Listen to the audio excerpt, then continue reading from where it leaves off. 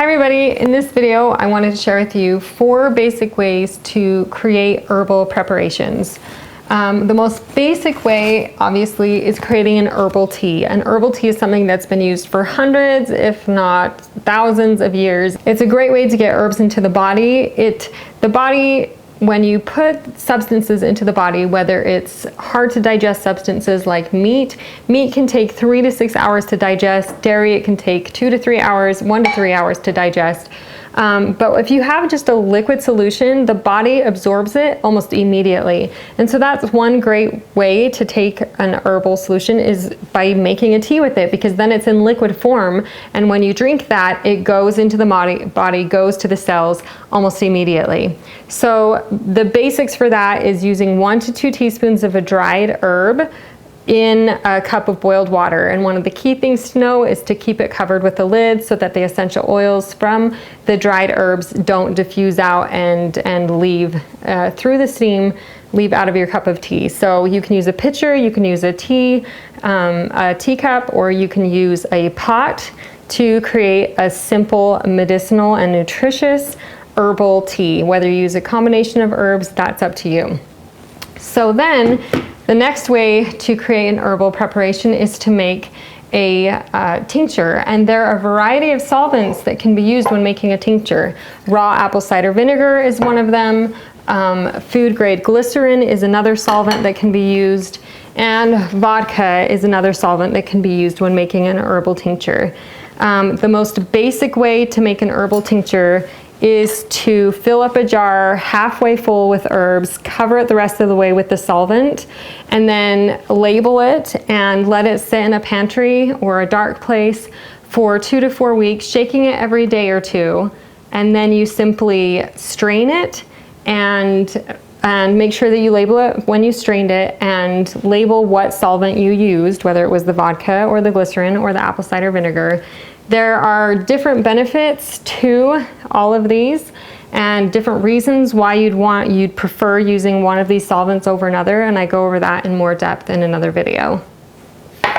So the next way that you can create an herbal preparation is by making a poultice. So a poultice is basically where you take mashed up herbs, whether it's powdered herbs or cut and sifted herbs, and you mix it with some water.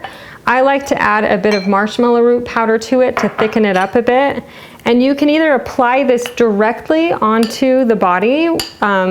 Herbal poultices can be used for a variety of issues, whether it's bites or stings or burns or bruises or cuts, scrapes, eczema. You can even use it for things like arthritis or sprains and breaks.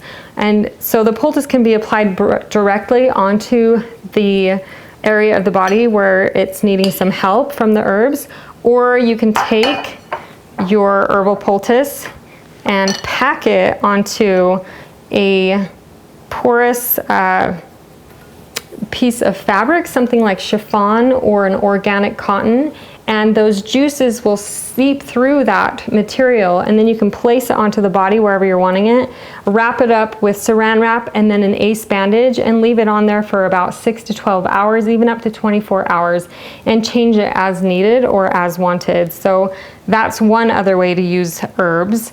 The last way is to add even more of the thickening agent, the marshmallow root powder, and then roll that into little balls and allow that to dry at room temperature, or you can put it in a dehydrator or the oven and allow it to completely dry out, and then you place that in a jar in a dark place, label the jar. And this is another way to take and use herbs. It's by creating these little pills that you can pop in your mouth and swallow down. The smaller the pill, the better once it comes to taking pills like this.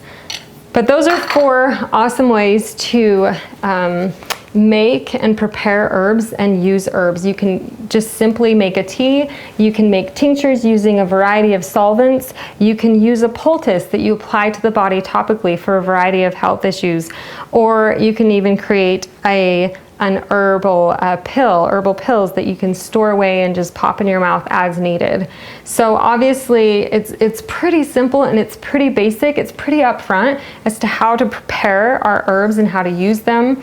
But there are a lot of different herbs out there, and that takes a bit of learning. That takes a bit of studying to really become familiar with the variety of herbs that are out there and what you'd want to be using it for and what the possible contraindications or warnings are for those herbs, so you're not using them and having them have a negative side effect on your body.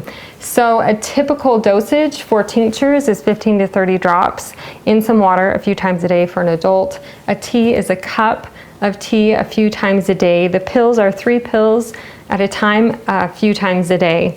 So that's basically it. One fun extra little thing is you can also create pills using like food supplements like moringa powder, beet powder, spirulina powder, a mixture of powders, and create pills with those as well. Obviously you can just dump it in your shake, which is what we typically do. But for children, sometimes you can, what you can do is you can add honey to this formula, and then your marshmallow root and your food supplement, whether it's something like moringa, like I was talking about, create little balls with it, and it'll taste better because it has the honey in it or other sweeteners that you've decided to put in there. So that is basically it. Those are the 4 basic ways to use herbs. Herbs are amazing. There are so many of them out there, and they're meant for our use. We are meant to use these herbs both to support the body, to use them either as tonics or to use them as medicine, or to use them to help relieve symptoms in the body.